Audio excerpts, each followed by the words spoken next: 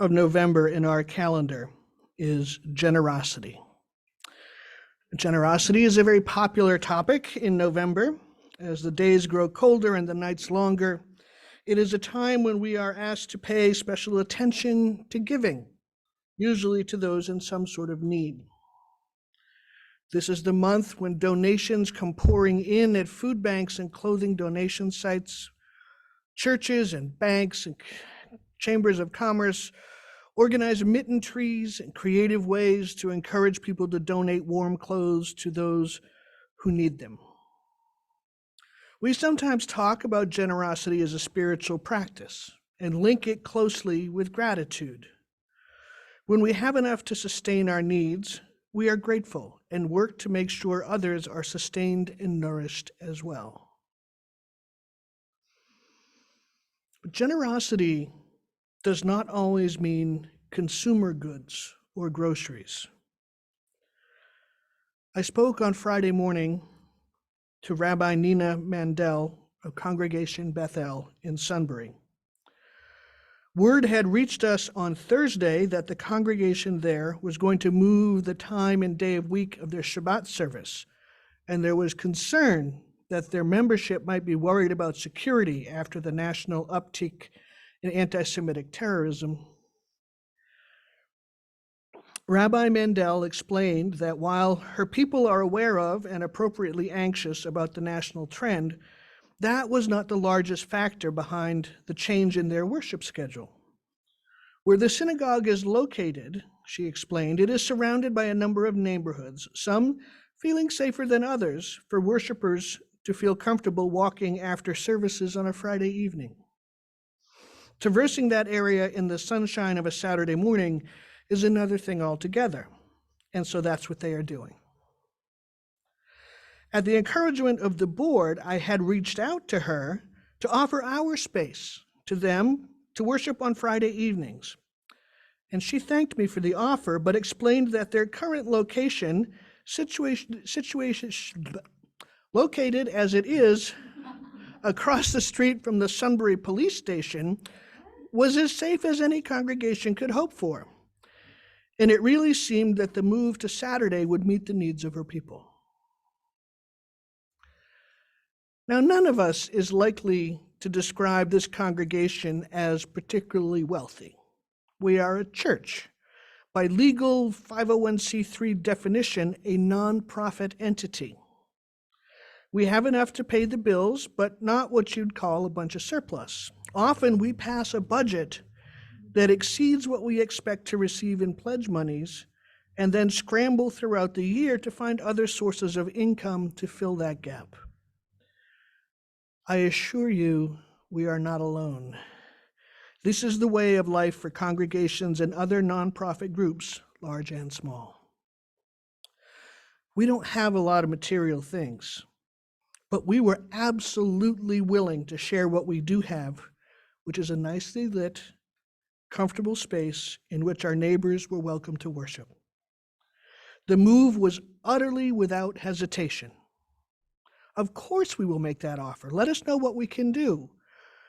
Let us know how we can support Congregation Bethel. And that, friends, is generosity of the Spirit. And I am sad to report it is not as common and automatic as we might imagine. When Rabbi Nina stopped by my house Friday morning to chat with her faithful canine companion Ruth Bader Ginsburg, she shared with me that many of her colleagues across the country are feeling abandoned by their interfaith communities. Other clergy and organizations have sort of evaporated since the beginning of the hostilities in October between Israel and Hamas. Too many in our world are unable to distinguish between the behavior of the government of Israel and the will of the Jewish people. Much like some are unable to distinguish between the behavior of groups like Hamas and the will of the world's Muslim people. To a person, every Jewish person I know does not wish harm to Muslims. And every Muslim person I know, to a person, does not wish harm upon the world's Jewish population. Muslims and Jews are religious cousins, and along with Christianity, all three trace their roots back to the lineage of Abraham in the Holy Bible. This is often a question I get when I talk to Unitarian Universalist youth groups. They want to understand how Christianity and Judaism and Islam all claim a single patriarch. And perhaps the best question they ask is, what in hell happened that made everybody mad at each other? For those who are unfamiliar with the story, Abram was married to Sarai, who was barren. Desperate to give her husband the son he wanted, Sarai offered her handmaid to him, an Egyptian slave named Hagar, for Abram to use to bear a son. Hagar did not have a choice in the matter, which is enormously problematic, but a separate sermon for a separate day. After she was pregnant, Hagar began to resent Sarai, who mistreated Hagar to the point where she ran away. The angel of the Lord, this is usually Gabriel. Remember I told you? Gabriel shows up, your life's about to get weird, right? Gabriel shows up and confronted Hagar in the desert and sent her back to Sarai to submit, promising her that her offspring would be so many that they would be beyond all counting, but that her son would be something of a troublemaker, but a great leader among men. Gabriel said, "You are now pregnant, and you will give birth to a son. You shall name him Ishmael, for the Lord has heard of your misery. He will be a wild donkey of a man. His hand will be against everyone, and everyone's hand against him, and he will live in hostility toward all his brothers." In the next chapter, the Lord changes Abram and Sarai's name to Abraham and Sarah, establishes the covenant of circumcision, and Abraham and all of the men and boys in his household were circumcised. I cannot imagine that was a happy day. The Lord also tells Abraham that Sarah will bear him a son, with whom the Lord will covenant to father 12 rulers and a great nation unto him. Sarah, reasonable woman that she was at 90 years of age, laughed at Abraham when he told her that the Lord promised her a son, but lo and behold, she came up pregnant, and they bore a son named Isaac. After Isaac began to grow, Sarah sent Hagar and Ishmael away. They almost starved to death in the desert before Gabriel came back, rescued them, and assured Hagar that Ishmael would be a great leader in his day. And they lived henceforth in a desert community. It is believed in the Muslim tradition that the Prophet Muhammad was descended from the line of Ishmael, thus linking Islam with Judaism and Christianity for all time. So, getting back to my conversation with Rabbi Nina and Ruth Bader Ginsburg, who makes my day. That dog she just loves me. Tensions are high all over between groups that support Israel and groups that support Palestine. There are some who support the violence of Hamas in the same way there were some who supported the violence of the Irish Republican Army during the Troubles of the last century, or the violence of white supremacists in the US in the last 4 centuries. There are some on both sides of this divide that believe that only the complete eradication of the other will permit them to have security and peace. This, of course, is wrong. Security and peace do not depend upon the eradication of evil, for that cannot be done. Security and peace depend upon the commitment of all parties to stop killing and to work for a shared solution. The nation of Israel was carved out of what had previously been the nation of Palestine by Western nations after World War II. Palestine didn't have a whole lot of say in the matter, And they reacted as I imagined US leaders might react if England decided to give Florida to Spain. We need not look away, no, we need to not look away from the conflict in the Middle East. And we must understand that it is neither a simple nor new war. And that's not why I'm here to talk to you today. But it needed to be done. It needed to be addressed. We cannot pretend that that's not happening. I wanted to talk today about generosity and how it is a practice that requires more of us than a simple donation of canned goods that are currently growing dusty in our own pantries. Generosity is a spiritual practice, one that requires us to give, but not merely material goods and not simply by writing a check. When we thought the synagogue needed a safe place to be, we offered, period. That's generosity. If we heard of a local school district seeking to ban books, we would respond with protests and organizing to stop it. Right?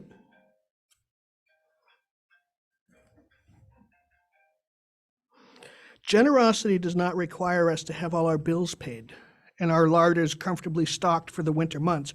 Generosity happens when we share what we have, even if we don't necessarily have enough.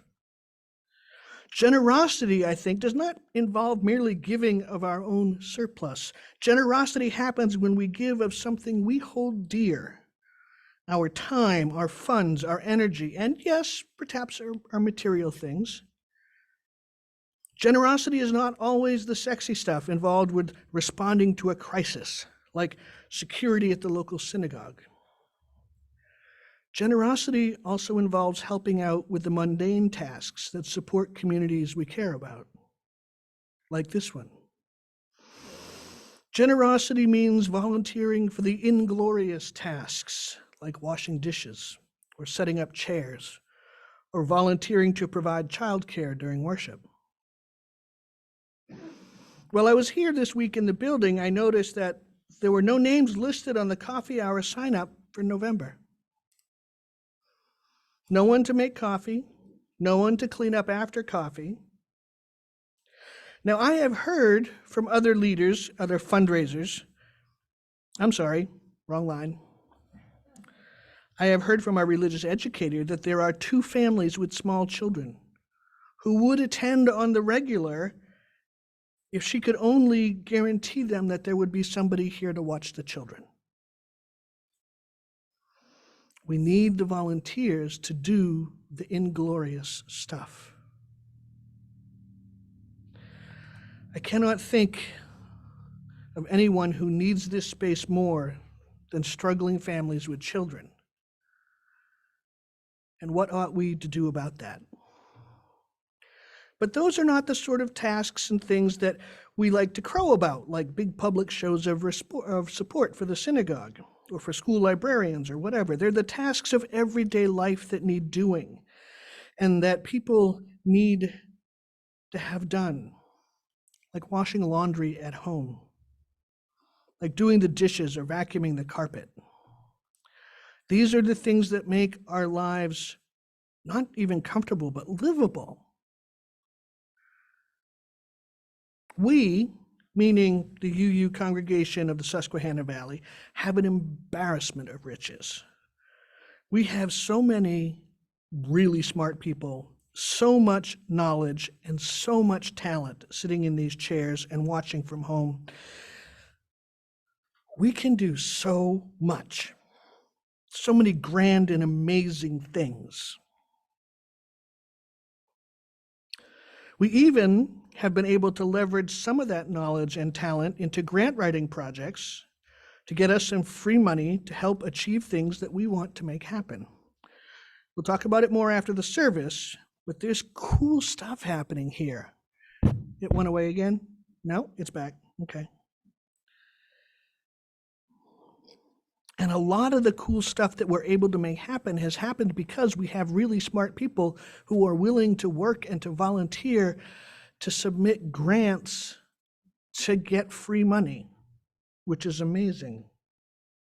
We've got money from 2 separate grants to replace our faded and limited sign out front with something that has LED lettering and is very fancy. Yes.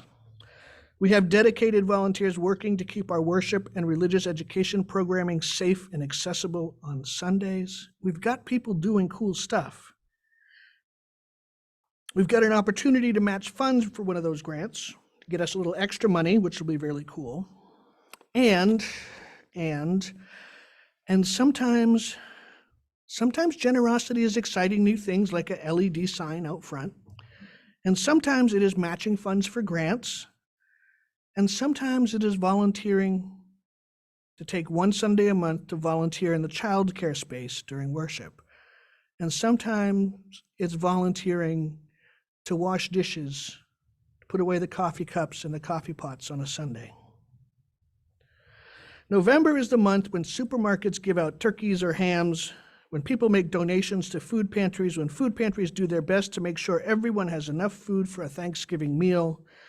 And those are all noble, necessary examples of generosity.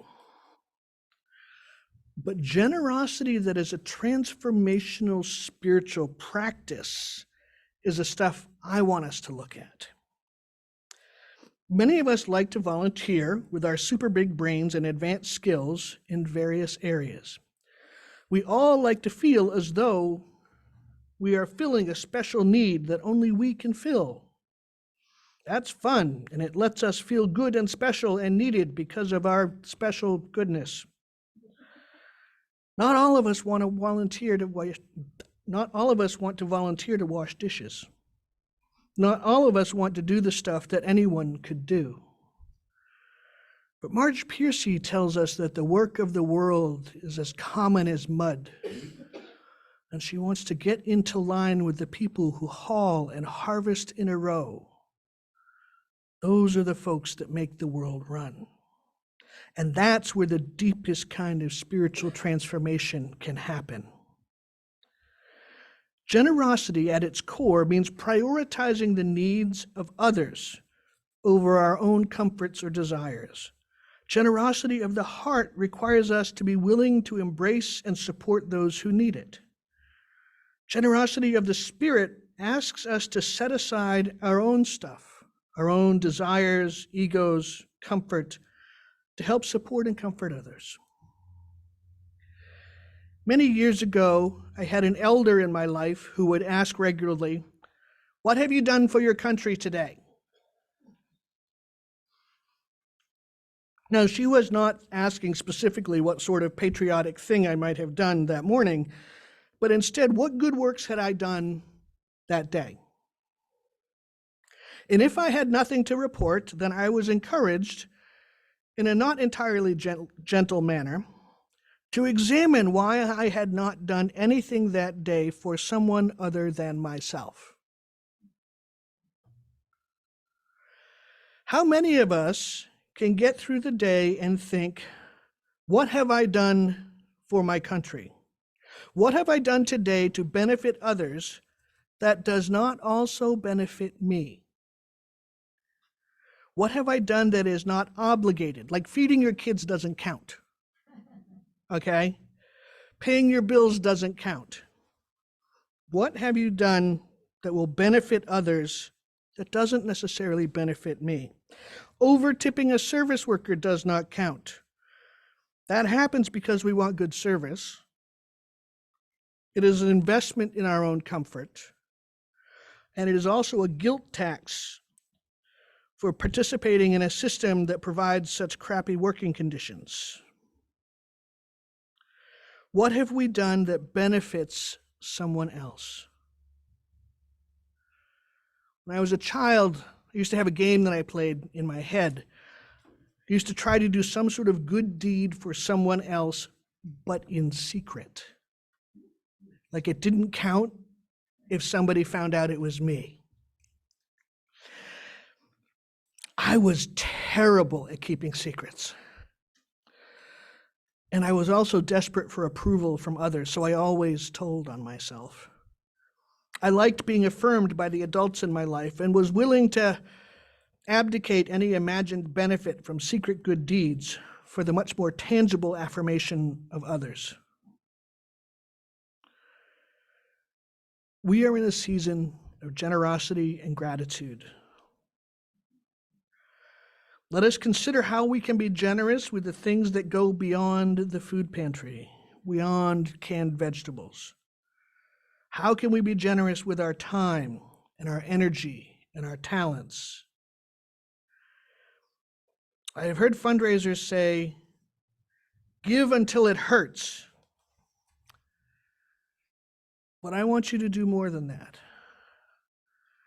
I want you to give until it feels good.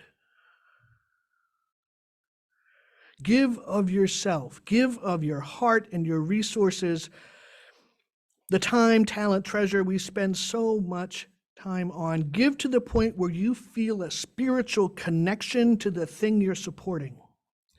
Give until you begin to feel an investment in the thing you are supporting. Spend enough time and attention on a project that you deeply care about until you care deeply about its continued health and success. That is the kind of giving that makes a difference. That is the kind of giving and generosity that brings us to a spiritual transformation. Yes, the money here in the collection plate adds up and does good things, yes. But when it comes to individual transformative spiritual practice, that requires us to be willing to invest of ourselves. I've given you a lot to think about this morning. You've been very patient, and I am grateful. If I could choose of all the things I've said, what I'd like you to take away from this hour together, I would love for you to hear in your head at some point each day, what have you done for your country?